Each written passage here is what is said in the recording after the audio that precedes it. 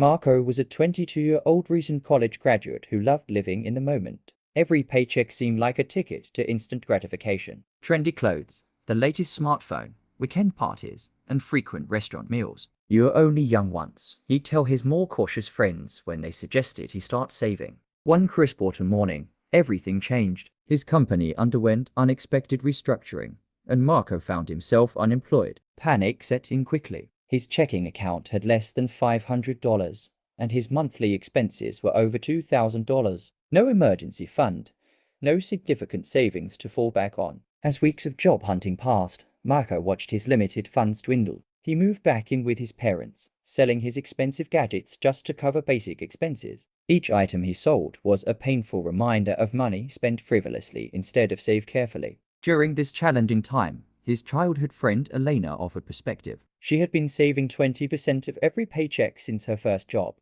creating an emergency fund and investing in low-cost index funds. While Marco struggled, Elena had a financial cushion that gave her peace of mind and flexibility. Marco's job search took 3 months. By the time he found a new position, he had learned a painful but valuable lesson. Saving wasn't about restricting yourself, it was about giving yourself options and security. With his new job, Marco immediately opened a separate savings account. He committed to saving 30% of each paycheck, creating an emergency fund that could cover 6 months of expenses. He learned to differentiate between wants and needs, discovering that financial freedom was more satisfying than any impulse purchase. The lessons he learned were clear. Save before you spend, build an emergency fund, understand the difference between necessities and luxuries, and finally, financial security provides true freedom. Years later, when unexpected challenges arose, Marco was prepared. His earlier struggles had transformed into wisdom, all because he finally understood the true value of saving.